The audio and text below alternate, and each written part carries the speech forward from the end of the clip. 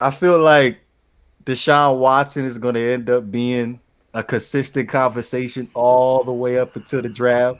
So I went ahead and just called this segment the Deshaun Watson Watch, which personally, from when we had the last pod, Wednesday, Yeah, when Havoc already voiced his opinion as far as Deshaun Watson coming to the Miami Dolphins.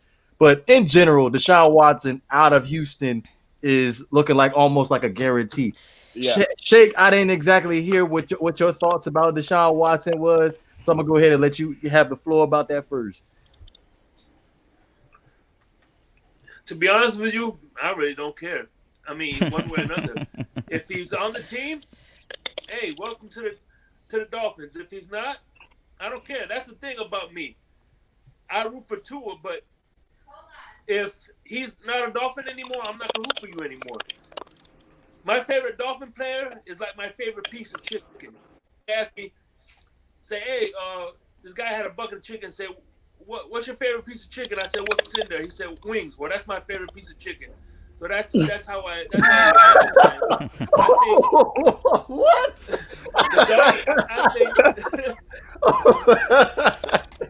Green Bay. No, Wait, man, that's your girl with the Dolphins. She has a green. She's a Green Bay Packer fan. Yep. Oh, really? Anyway, no, bring it on the screen. Bring it on the screen real quick. See. Oh, and rocking the jersey too. That's what's up. That is what's up. Get Shake on board. Get Shake on board. Get Shake on board. He know what's good. Anyway, Listen, Mama Shake, I like you a lot because you're dealing with that guy right there. But no, You'll I'm never wear that all jersey seriously, again.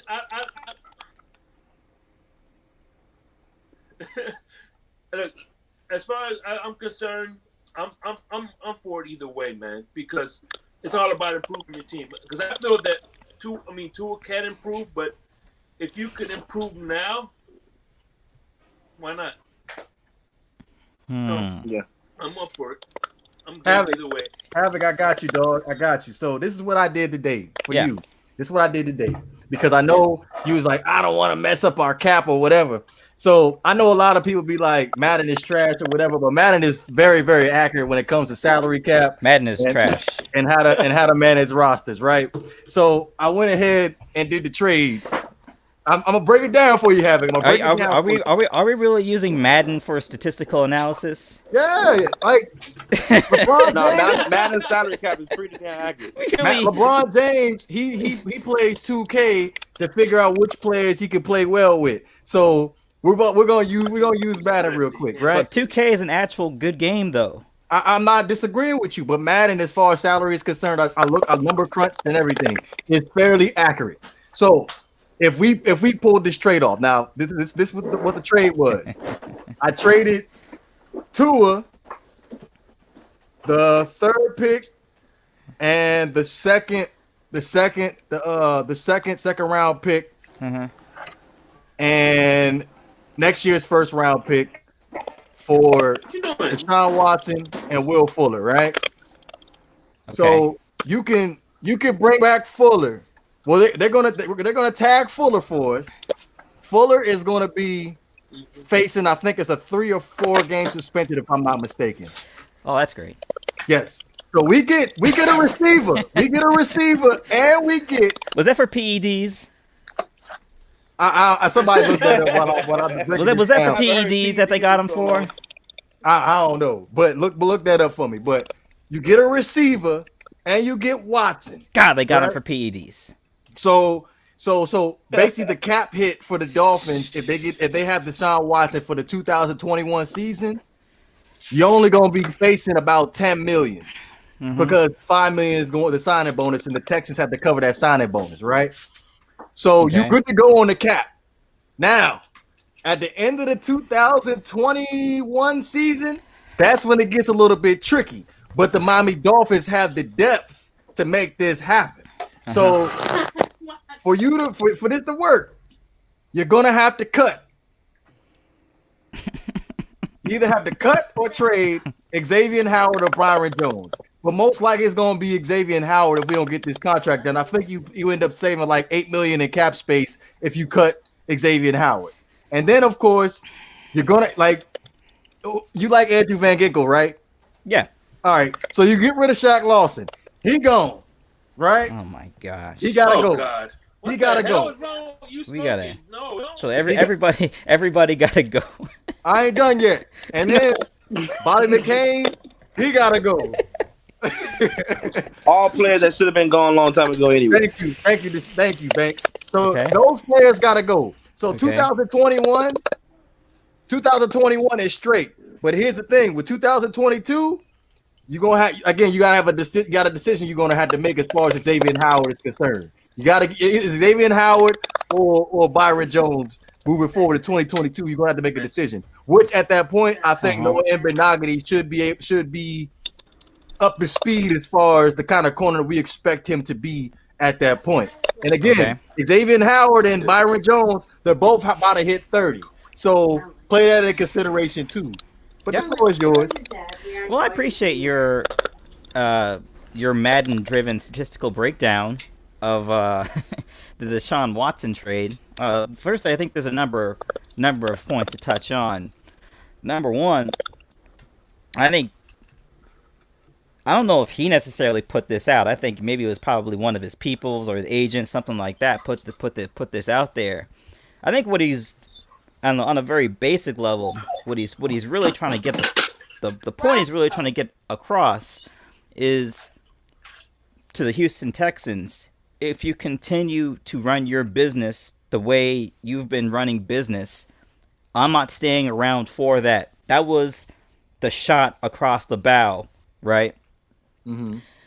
Now, so for me, I think that was his first intention. Was really, I'm a rustle up some dust, and I'm gonna have them go about, trying to build this up in the right way, because, the number one, it's not Bob McNair that owns the Texans, it's Cal McNair, who is the son that didn't earn the money, right? That's the next generation that owns the team.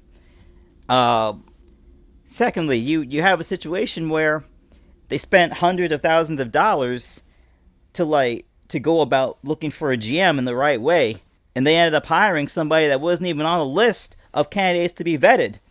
So if I'm Deshaun Watson, I'm looking at this thinking, y'all have literally learned nothing since y'all fired Bill O'Brien. You're going about things the same exact way. Now, with that being said, I think that there's there are these sayings, right? Fool me once. Well, I'm not gonna get into sayings, but we fleeced them on the Laramie Tunsil trade. Laramie Tunsil is a Pro Bowl caliber player, but we definitely won that trade from the Miami perspective. And I know people are saying, well, you can make a reasonable offer for Deshaun Watson, and it may happen. Houston's not taking any reasonable offers from the Miami Dolphins. They cannot afford to take a trade that is considered nothing but an overwhelming win. You cannot go to the franchise that has already sunned you once in the trade, and then you're going to get sunned again on the trade for your franchise quarterback. So all this, one or two picks and Tua, and that'll get it done. That's not getting it done. They're going to want an overwhelming bounty for him.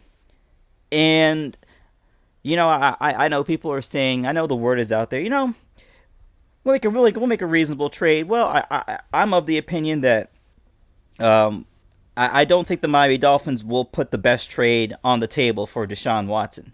Don't need to.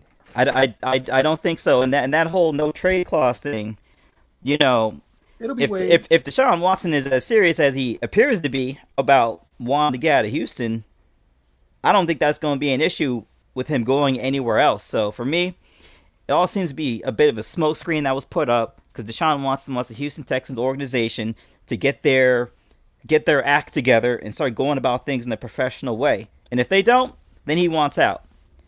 Do I think the Dolphins should give up all this capital and have to make all these move and all this? You got no choice. That's how football works. You can manipulate the cap. Here's the thing. Here's the thing that you need to understand. The most ideal time to build your franchise is doing a rookie quarterback's first contract, because then you can bring in people you otherwise would not be able to afford. Why? So I think that is a long-term strategy. If I'm looking at the way the Dolphins are going about, that's their long-term strategy. That's a long-term strategy. Year 1, tear it down.